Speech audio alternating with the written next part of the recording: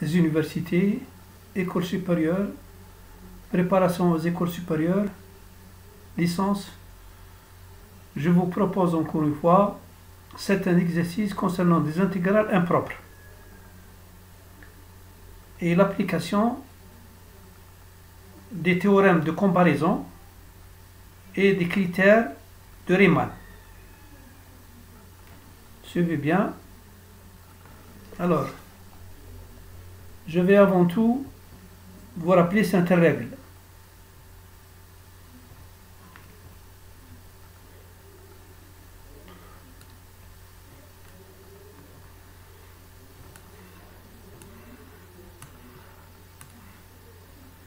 Alors, on dit que l'intégrale de a à b f de t converge si la fonction de x a l'intégrale de a à x f de x admet limite lorsque x tend vers b.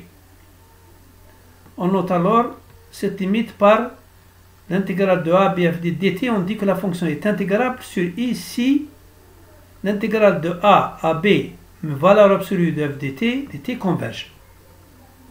Voilà. La convergence absolue, si la convergence absolue, si l'intégrale de a à b, la valeur absolue de f dt converge, alors l'intégrale de a à b de la fonction tout court f de t converge. Autrement dit, si une fonction est intégrable sur i, a et b, intervalle ouvert, alors son intégrale sur i est convergente.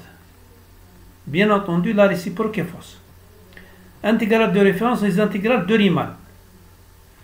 L'intégrale de 1 à plus l'infini de dt sur t2 converge si alpha est dt sur t alpha, si alpha est supérieur à 1.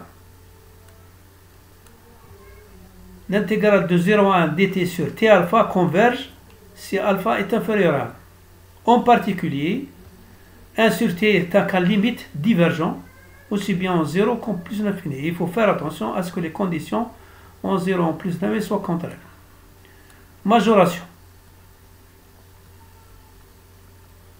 Majoration. Soit f et g deux fonctions définies sur intervalle AB. B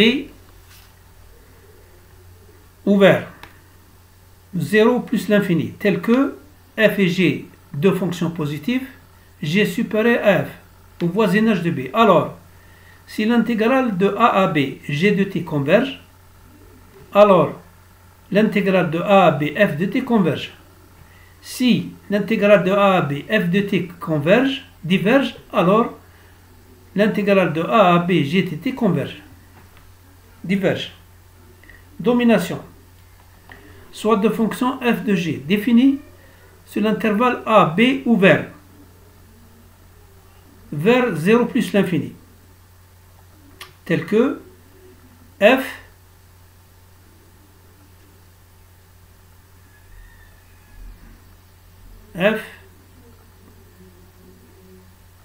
très faible devant g au voisinage de b. Lorsque ici la notation b 0g, c'est-à-dire que f est très faible devant g. Ça, c'est une domination. G domine f. Alors, au voisinage de b. Alors, si l'intégrale de a à b, g de t converge, alors l'intégrale de f de t de a à b converge. Si l'intégrale de a à b, f de t diverge, alors l'intégrale de g de t de a à b diverge. L'équivalent. Soit deux fonctions f de g définies sur AB, B ouvert, tel que f équivalent à g au voisinage de b. Équivalent à g au voisinage de b, c'est bien écrit.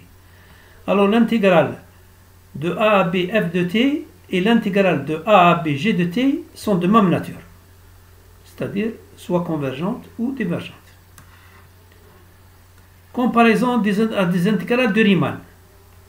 Soit f une fonction définie de a à plus l'infini vers R, continue par morceau. S'il existe alpha supérieur à 1 tel que t alpha f de t tend vers 0 lorsque t tend vers plus l'infini. Alors f est intégrable sur a plus l'infini. S'ils excitent c positif, tel que la limite quand t tend vers plus l'infini de t, f de t supérieur à c, alors l'intégrale impropre de a à plus l'infini f de 1 n'est pas convergente. C'est très important. Alors on passe directement à la solution des intégrales proposées. J'ai proposé donc 5 intégrales. Nous allons donc ensemble démontrer leur convergence ou divergence. On commence par la première. De 0 à plus l'infini de 1 sur 1 plus exponentielle t, je dis bien t ici, hein.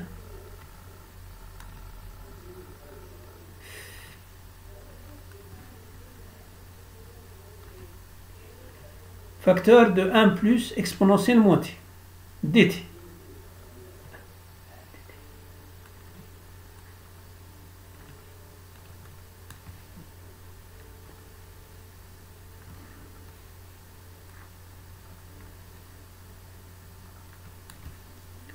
Alors, vous voyez bien la fonction ici, que vous voyez bien, est contenue sur l'intervalle 0 ouvert plus l'infini.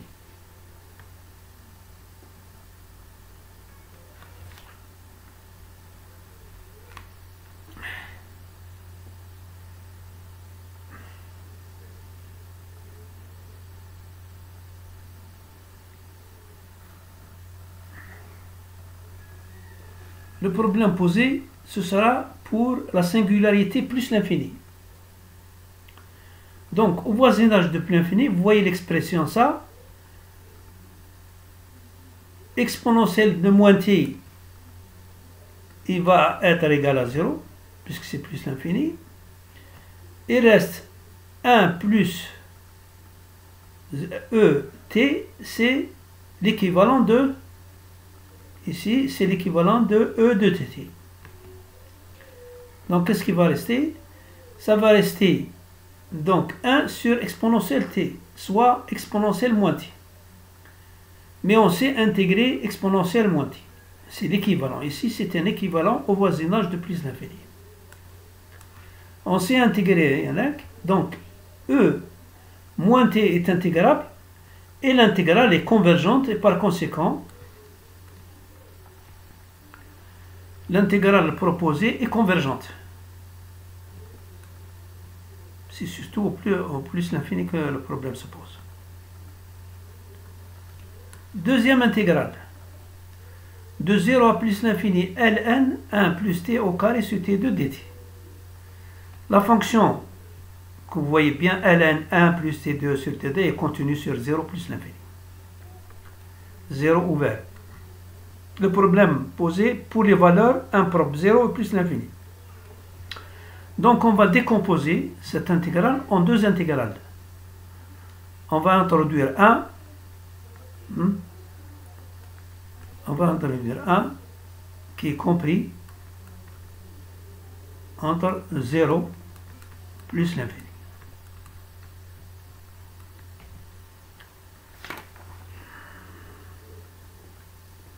Alors on va étudier donc l'intégrale, la première, de 0 à 1 et ensuite de 1 plus l'infini.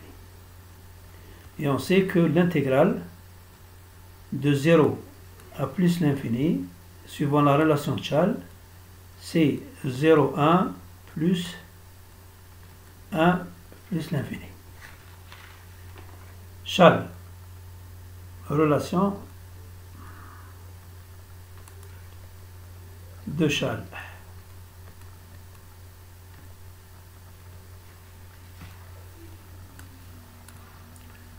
En 0, qu'est-ce qui va se passer? Cette fonction-là, en 0, donc nous avons un développement limité ici, donc c'est équivalent à T2, et T2 reste. Donc T2 sur T2, c'est 1. 1 est intégrable.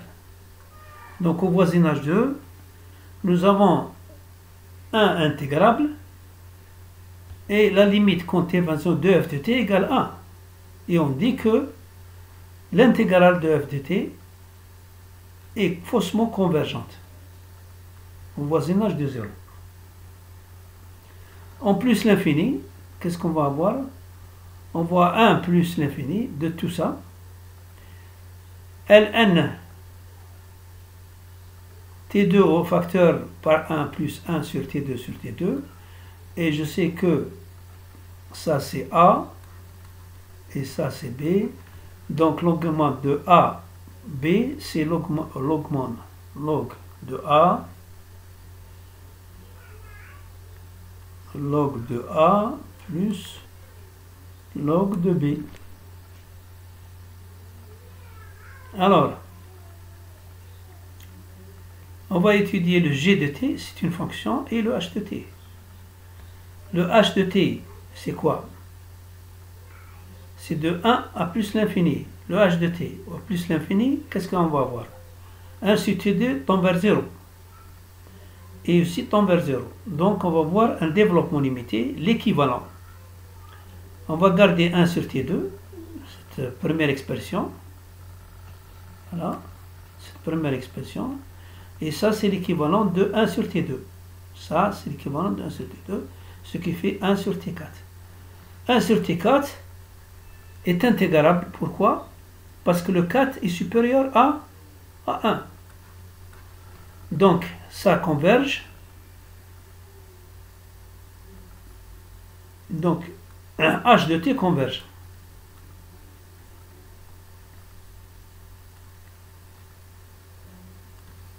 Et par conséquent, h de t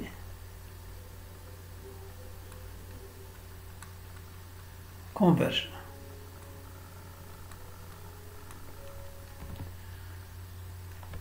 Pour l'autre cas, de 1 plus l'infini de ln t2 sur t2, c'est g de t.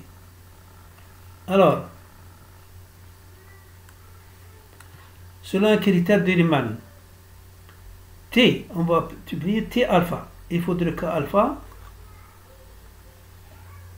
le alpha, le alpha ici, c'est le alpha ici, c'est, je viens ici, voilà, voilà.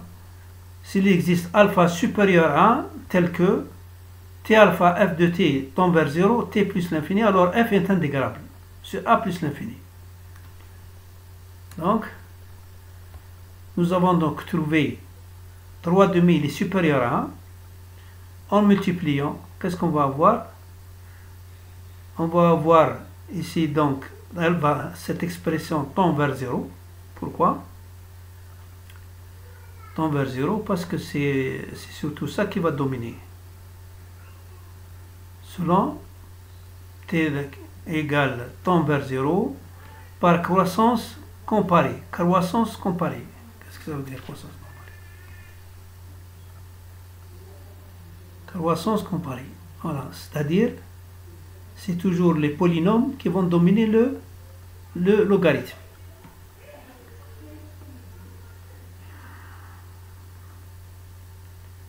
Donc, elle va tendre vers 0, mais au voisinage de l'infini. Au voisinage de l'infini. Alors, qu'est-ce qu'on va écrire?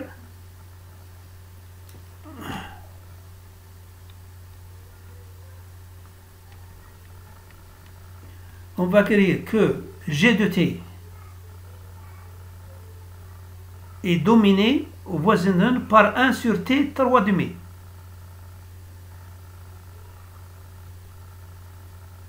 Voilà. Et on sait que 1 sur t 3 demi est une intégrale de Riemann convergente.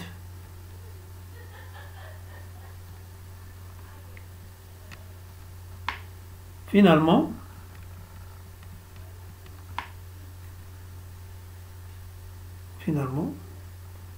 nous avons l'intégrale finale, l'intégrale proposée converge. Pourquoi? Parce qu'il y a la première intégrale de 0 à 1 qui a convergé et la deuxième intégrale de 1 plus 1,5 qui converge. Voilà. Nous continuons Alors, l'autre exercice, de 1 plus l'infini, exponentielle i de t, i c'est la base des nombres complexes, sinus t plus cosinus t sur t2 et dt. On va l'appeler f de 3 t. La fonction f de 3 est continue sur 1 plus l'infini, hein, sur cet intervalle. Le problème posé pour plus l'infini impropre. On va utiliser la notion de convergence absolue. Convergence absolue, je vous rappelle la convergence absolue.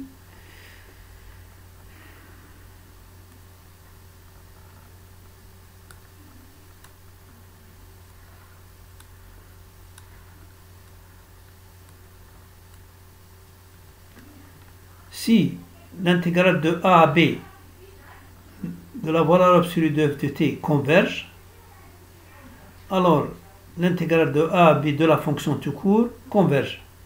Autrement dit, si une fonction est intégrale sur i, a et b ouvert, alors son intégrale sur i est convergente. Voilà, on revient ici.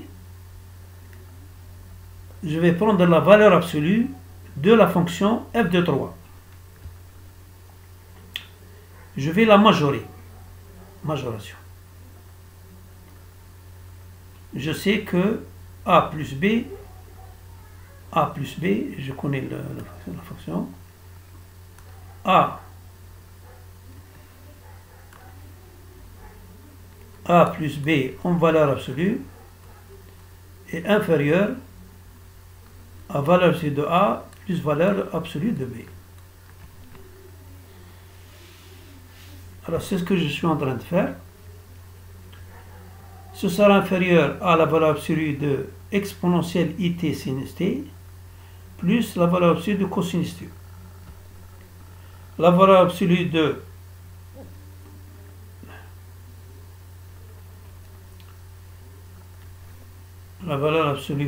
it sinus t est égale à la valeur absolue de it par la valeur absolue de sinus t. Et vous voyez bien que la valeur absolue de EIT, c'est le module du nombre complexe EIT, qui est égal à 1. Le sinus t est majoré par 1 et le cosinus t est majoré par 1. Alors, je vais retrouver que l'ensemble de la fonction f de 3 est majoré par 2 sur t2. Et on sait que 2 sur t2 est intégrable selon Riemann. Intégrale de Riemann convergente, car 2 est supérieur à 1. Le 2 ici est supérieur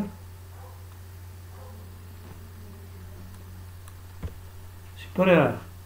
Et par comparaison, donc, l'intégrale de 1 plus l'infini f de 3 dt est convergent absolument. On dit absolument. Converge absolument. L'autre intégrale, la quatrième de 0 plus l'infini sinus 1 sur t dt, c'est f de 4 que je l'appelle. F de 4 est une fonction continue sur 0 ouvert plus l'infini, en dehors de 0. Le problème se pose pour plus l'infini et 0. On commence par plus l'infini. Plus l'infini, 1 sur t tombe vers 0. Donc on peut faire une équivalence au voisinage de plus l'infini. Sinus 1 sur t est équivalent à 1 sur t au voisinage de plus l'infini. Mais ici c'est une intégrale de Riemann divergente.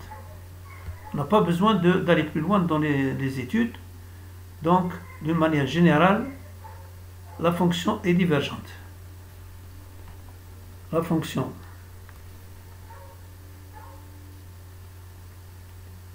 zéro plus l'infini de sinus 1 sur t dt diverge.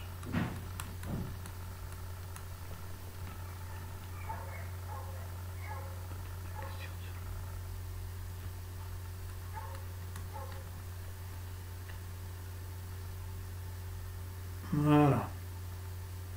Maintenant, on va obtenir de 1 plus l'infini sinus t sur t dt.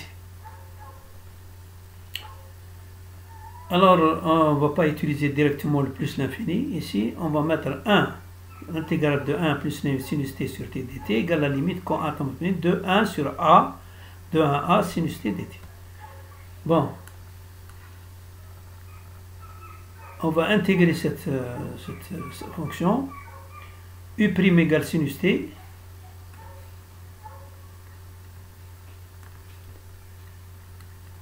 U égale moins cosinus t, V égale 1 sur t et V' égale moins 1 sur t2.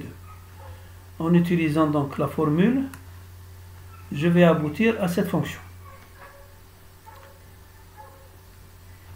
Ça, je peux le calculer, mais le reste, ça c'est une fonction aussi.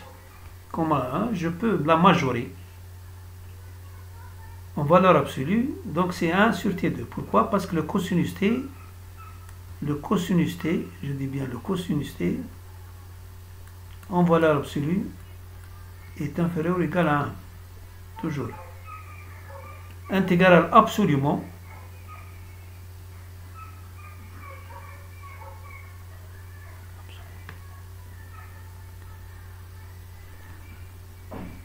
Ici, 1 sur td, elle est intégrale absolument selon Riemann. Absolument, je dis bien absolument. Il faut souligner absolument. Ceci veut dire que l'intégrale, comme elle est majorée, si 1 sur t2 est intégrable, donc de 1 à a d'envers plus l'infini admet une limite finie lorsqu'à terminé, et on conclut que aussi pour 1 plus sinus t dt lorsqu'à terminé converge, et de là 1 à plus l'infini de sinus t sur t converge.